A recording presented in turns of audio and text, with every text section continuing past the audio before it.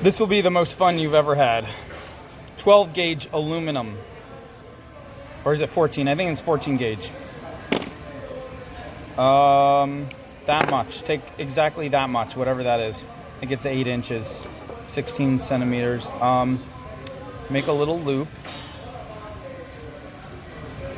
It's a cute little loop like that. And then shape your loop. And then come to bend it back the other way. And I've never tried this, so I hope it works. Bend it right there. Make it a sharp bend. You do that by several different ways of playing with it, but you get right in there and you pinch both sides, and then you bend it all the way down. You can pinch it from the outside even. And then you bend it back with your rounding it like that. See that? And then you come around like that to get this nice leaf shape. And then you decide you need just enough left to give yourself a little curl. Maybe that much. I don't even know. I haven't tried it yet. We'll see. Hold it really tight right here on the end. Curl it around. And whoops, I went off camera.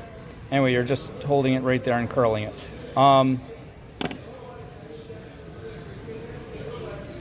Now that is cute as it is.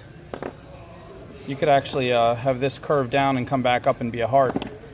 But we're not looking for a heart, we're looking for a leaf.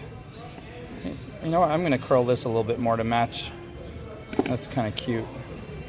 I like that. Do you like it? I hope you like it too. Okay. I'm gonna stretch this out a little bit more. There we go. That's about the shape I want. And get yourself a flat piece of metal. You can get just like a square at some places, but I happened to run into some very, very tiny people in the woods, and I stole this from them.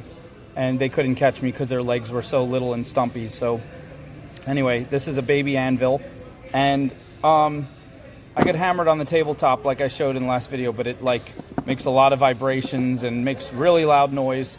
If you put it on something hard on the ground, like some like a concrete step or a tile, just put a piece of leather underneath to pad it. I have this thin piece, so I'm gonna grab a piece of plastic too, just in case it slips. But and we'll put it on the nice tile floor. That way it gives it much more strength. Every hit is much more effective, and you're not gonna hear this horrible bang, bang, because you don't have everything vibrating. This is literally just a hammer from the hardware store. Like, you can get a jewelry hammer, but this is like $2. I think I got this at the dollar store. I don't know. Anyway.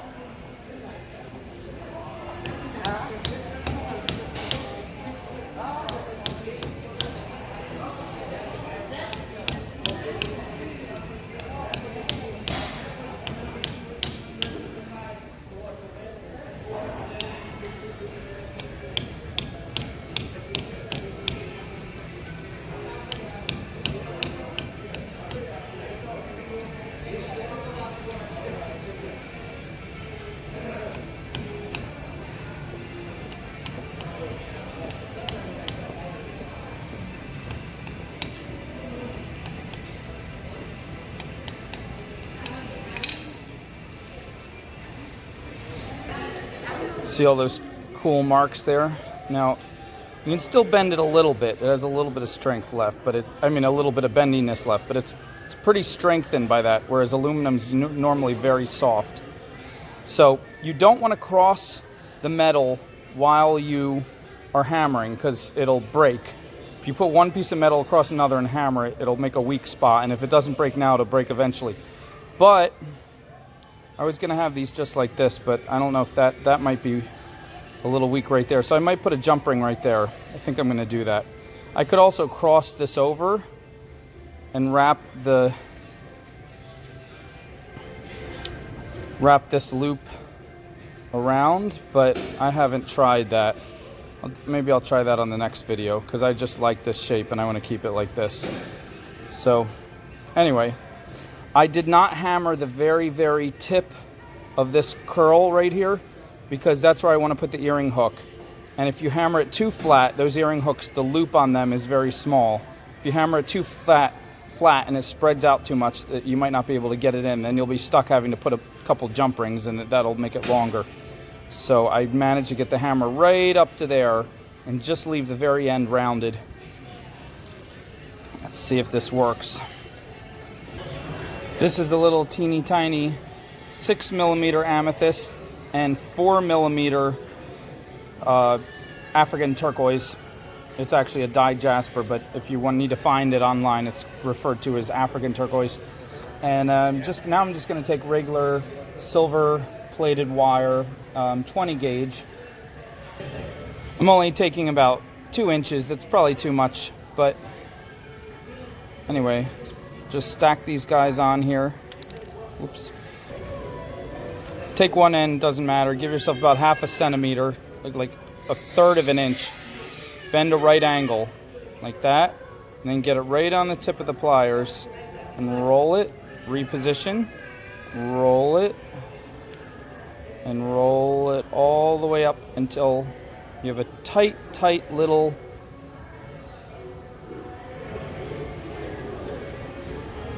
and then squeeze it flat, make sure it's good. See that? Perfect, like machine perfect. Then push the beads up against it, tight as you can, and bend another right angle like that. Cut off just enough, another like, so about 2/3 of a centimeter, maybe 1/3 of an inch. And again, roll it, just reposition. I'm getting really low down on the round nose pliers, right to the tips, and roll it right in.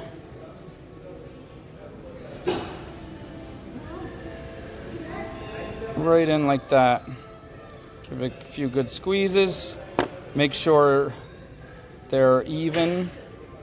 You might need to put, bend them a little bit, turn them from every direction, make sure they're totally straight and facing the same way. That doesn't matter so much in this particular thing, but it's a good habit to get into when you're making a lot of links, so that everything lays the way you want it to. Sometimes you'd want to take this and turn 1/4 this way, depending on how you want everything to fit.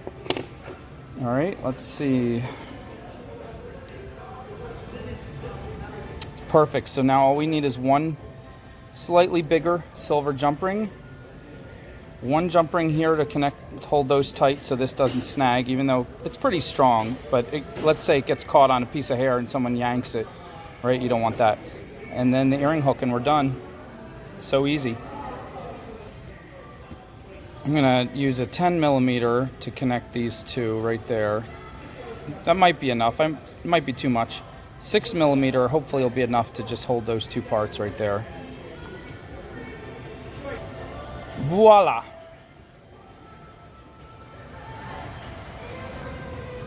Now you could just put a couple jump rings there and have it be a necklace pendant. Beautiful. Then you don't have to make a whole nother one and have it match up just right. Whatever you want. Or you can make 2 slightly smaller ones for earrings and 1 slightly bigger one with maybe a few extra beads for your pendant. Any way you want to do it. To do your second one, you should really do them both before hammering them. This is not doing it in the correct order, but just keep holding the first one up to the second one to make sure it's as close as possible. But since I'm doing it after hammering, I'm going to make it a little smaller because the hammering spreads it out just a teeny tiny bit.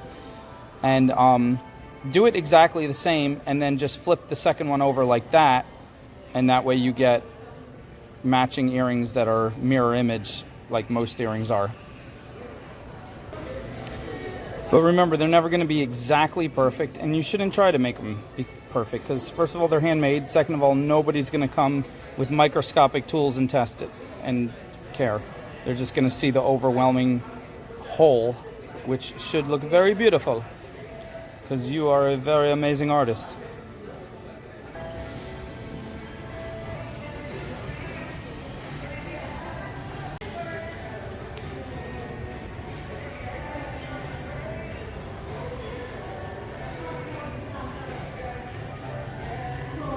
Now I had to play with these a little bit to get, I had to overlap the top part and bend it a little more and play with each one a little differently to get the middle piece to hang right in the center.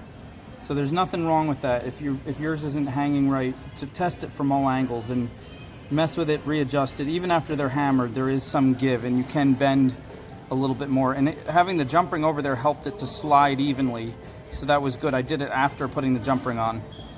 So there you go, guys. Just kind of have fun with these.